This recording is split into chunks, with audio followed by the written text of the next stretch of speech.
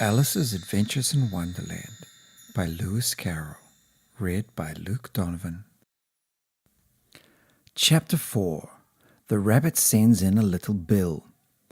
It was the White Rabbit, trotting slowly back again, and looking anxiously about as it went, as if it had lost something, and she heard it muttering to itself, the Duchess, oh my dear paws, oh my fur and whiskers, she'll get me executed. As sure as ferrets are ferrets. Where can I have dropped them, I wonder?" Alice guessed in a moment that it was looking for the fan and the pair of white kid gloves, and she very good-naturedly began hunting about for them, but they were nowhere to be seen. Everything seemed to have changed since her swim in the pool, and the great hall, with the glass table and the little door, had vanished completely. Very soon the rabbit noticed Alice as she went hunting about, and called out to her in an angry tone, "Why, Marianne, what are you doing out here? Run home this moment and fetch me a pair of gloves and a fan. Quick now!" And Alice was so much frightened that she ran off at once in the direction it pointed to, without trying to explain the mistake it had made. "He took me for his housemaid," she said to herself as she ran. "How surprised he'll be when he finds out who I am! But I'd better take him his fan and gloves. That is, if I can find them." As she said this, she came upon a neat little house, on the door of which was a bright brass plate with the name W. Rabbit engraved upon it. She went in without knocking and hurried upstairs, in great fear lest she should meet the real Marianne and be turned out of the house before she had found the fan and gloves. "How queer it seems," Alice said to herself, "to be going messages for a rabbit. I suppose Dinah'll be sending me on messages next." And she began fancying the sort of thing that would happen. "Miss Alice, come here directly and get ready for your walk." "Coming in a minute, nurse, but I've got to see that the mouse doesn't get out." "Only I don't think," Alice went on, "that they'd let Dinah stop in the house if it began ordering people about like that." By this time, she had found her way into a tidy little room with the table in the window, and on it, as she had hoped, a fan and 2 or 3 pairs of tiny white kid gloves. She took up the fan and a pair of the gloves and was just going to leave the room when her eye fell upon a little bottle that stood near the looking-glass. There was no label this time with the words "Drink me," but nevertheless she uncorked it and put it to her lips. "I know something interesting is sure to happen," she said to herself, "whenever I eat or drink anything. So I'll just see what this bottle does. I do hope it'll make me grow large again, for really I'm quite tired of being such a tiny little thing." It did so indeed, and much sooner than she had expected. Before she had drunk half the bottle, she found her head pressing against the ceiling, and had to stoop to save her neck from being broken. She hastily put down the bottle, saying to herself, "That's quite enough. I hope I shan't grow any more. As it is, I can't get out at the door. I do wish I hadn't drunk quite so much." Alas, it was too late to wish that. She went on growing, and very soon had to kneel down on the floor. In another minute, there was not even room for this, and she tried the effect of lying down with one elbow against the door and the other arm curled around her head. Still she went on growing, and, as a last resource, she put one arm out of the window and one foot up the chimney, and said to herself, "Now I can do no more. Whatever happens, what will become of me?" Luckily for Alice, the little magic bottle had now had its full effect, and she grew no larger.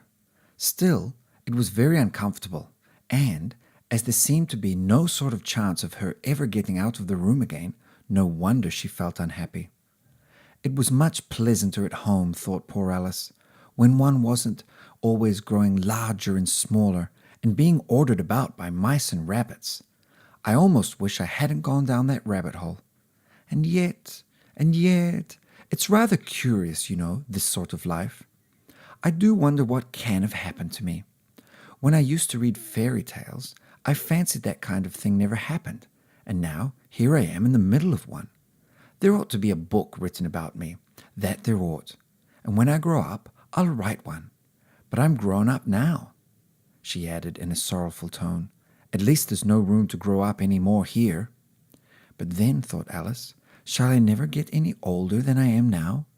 That'll be a comfort, one way, never to be an old woman. But then, always to have lessons to learn. Oh, I shouldn't like that.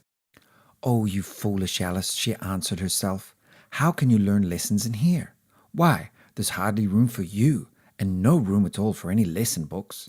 And so she went on, taking first one side and then the other, and making quite a conversation of it altogether. But after a few minutes she heard a voice outside, and stopped to listen.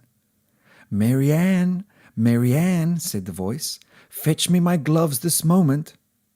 Then came a little pattering of feet on the stairs. Alice knew it was the rabbit coming to look for her, and she trembled till she shook the house, quite forgetting that she was now about 1,000 times as large as the rabbit, and had no reason to be afraid of it. Presently the rabbit came up to the door and tried to open it, but as the door opened inwards, and Alice's elbow was pressed hard against it, that attempt proved a failure. Alice heard it say to itself, "Then I'll go round and get in at the window."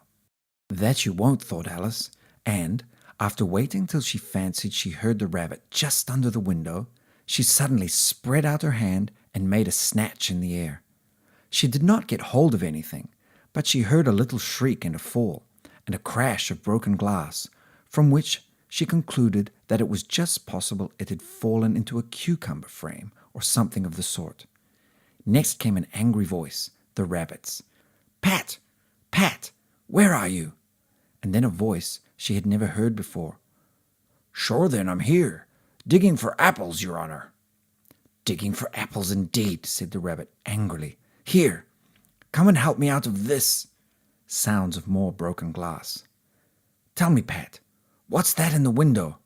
"Sure, it's an arum, your honor." He pronounced it, arum. "An arm, you goose? Who ever saw one that size? Why, it fills the whole window." "Sure it does, your honor, but it's an arum for all that." "Well, it's got no business there. At any rate, go and take it away." There was a long silence after this, and Alice could only hear whispers now and then, such as, "Sure I don't like it, your honor, at all, at all." "Do as I tell you, you coward." And at last she spread out her hand again and made another snatch in the air. This time there were 2 little shrieks, and more sounds of broken glass. What a number of cucumber frames there must be, thought Alice. I wonder what they'll do next. As for pulling me out of the window, I only wish they could. I'm sure I don't want to stay in here any longer. She waited for some time without hearing anything more. At last came a rumbling of little cartwheels, and the sound of a good many voices all talking together. She made out the words, "Where's the other ladder? Why, I had to bring one, but Bill's got the other. Bill, fetch it here, lad. Here, put 'em up in this corner. No, tie 'em together first. They don't reach half high enough yet. Oh, they'll do well enough. Don't be particular. Here, Bill, catch hold of this rope. Will the roof bear? Mind that loose slate. Oh, it's coming down. Heads below." A loud crash. "Now who did that? It was Bill, I fancy. Who's to go down the chimney?" "Nay, I shan't. You do it." "That I won't, then. Bill's to go down. Here, Bill, the master says you're to go down the chimney." "Oh, so Bill's got to come down the chimney, has he?" said Alice to herself. "Shy, they seem to put everything upon Bill. I wouldn't be in Bill's place for a good deal. This fireplace is narrow, to be sure, but I think I can kick a little."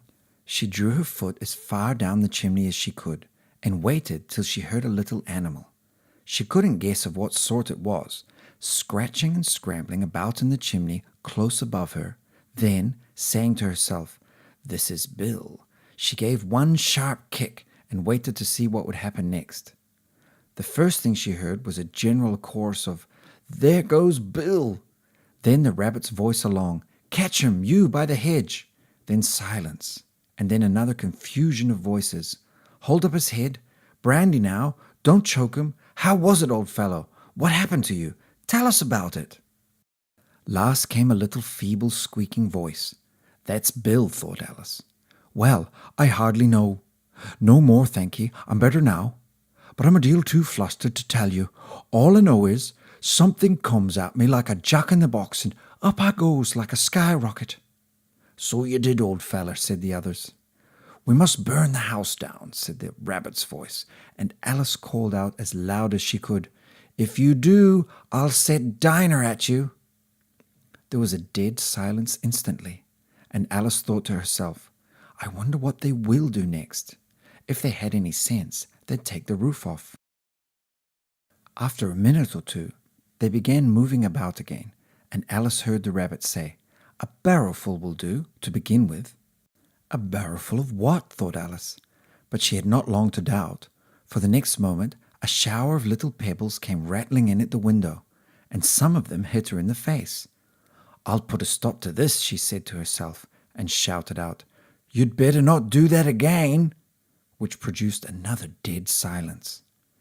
Alice noticed, with some surprise, that the pebbles were all turning into little cakes as they lay on the floor, and a bright idea came into her head. If I eat one of these cakes, she thought, it's sure to make some change in my size, and as it can't possibly make me larger, it must make me smaller, I suppose. So she swallowed one of the cakes, and was delighted to find that she began shrinking directly. As soon as she was small enough to get through the door, she ran out of the house, and found quite a crowd of little animals and birds waiting outside. The poor little lizard, Bill, was in the middle, being held up by 2 guinea pigs, who were giving it something out of a bottle. They all made a rush at Alice the moment she appeared, but she ran off as hard as she could, and soon found herself safe in a thick wood. The first thing I've got to do, said Alice to herself, as she wandered about in the wood, is to grow to my right size again. And the second thing is to find my way into that lovely garden. I think that will be the best plan. It sounded an excellent plan, no doubt, and very neatly and simply arranged. The only difficulty was that she had not the smallest idea how to set about it. And while she was peering about anxiously among the trees, a little sharp bark just over her head made her look up in a great hurry. An enormous puppy was looking down at her with large round eyes, and feebly stretching out one paw, trying to touch her.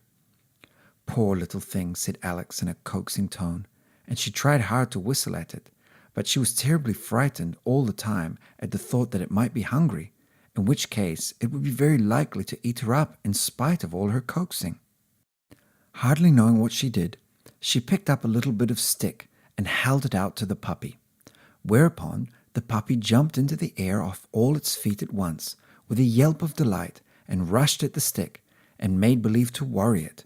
Then Alice dodged behind a great thistle, to keep herself from being run over, and the moment she appeared on the other side, the puppy made another rush at the stick, and tumbled head over heels in its hurry to get hold of it. Then Alice, thinking it was very like having a game of play with a cart horse, and expecting every moment to be trampled under its feet, ran round the thistle again. Then the puppy began a series of short charges at the stick, running a very little way forwards each time and a long way back, and barking hoarsely all the while, till at last it sat down a good way off, panting, with its tongue hanging out of its mouth, and its great eyes half shut. This seemed to Alice a good opportunity for making her escape, so she set off at once, and ran till she was quite tired and out of breath, until the puppy's bark sounded quite faint in the distance.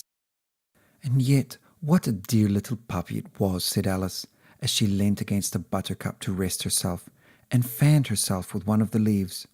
I should have liked teaching it tricks very much, if I'd only been the right size to do it. Oh dear, I'd nearly forgotten that I've got to grow up again. Let me see, how is it to be managed? I suppose I ought to eat or drink something or other. But the great question is, what? The great question certainly was, what? Alice looked all round her at the flowers and the blades of grass, but she did not see anything that looked like the right thing to eat or drink under the circumstances.